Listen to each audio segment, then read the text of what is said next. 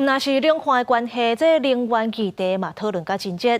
台湾是对国际卡报定出2050零碳排放的目标，今年嘛开始定出收碳钱的规范，未来要安怎调整电力结构？伫咧再生能源要未稳定进前，敢要用核电力？做回来看3个总统候选人的政见。企业代表接下碳权首个证明，代表2024年台湾进入碳排有价的时代。因应国际2050年净零碳排，企业排碳可能会互人收碳费、扣碳税。要安怎做到减碳，阁袂欠电？即摆选举能源议题也真侪焦点。民进党国会的主张，现主时热能发电也无稳定，核能袂使停。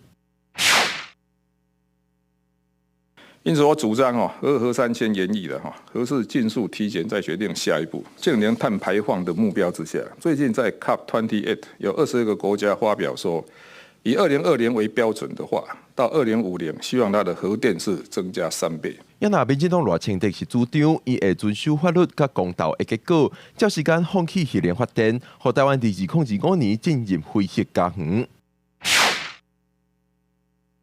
建立一套碳交易的制度，同时推动再生能源法律规定，2025年核能发电厂第三厂第2个机组一定要在2025的年中能够除役。不过，国民党好友议认为，核1、核2、核3厂安全无问题，就继续运作；核4厂推动停放。核1、核2、核3。在检查检修安全无虞底下，重新运转。核四，我成立一个核四总体安全审查委员会，在安全无虞底下推动重启。根据国发会的规划，2030年台湾的碳排要减少24%左右，但是这个目标，和民间团体认为无够积极。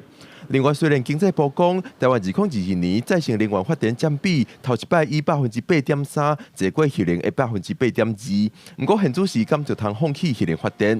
在气候快速变迁之下，未来总统安怎决定国家的能源结构，各界拢当咧关注。记者郭敏霞、桂林台北报道。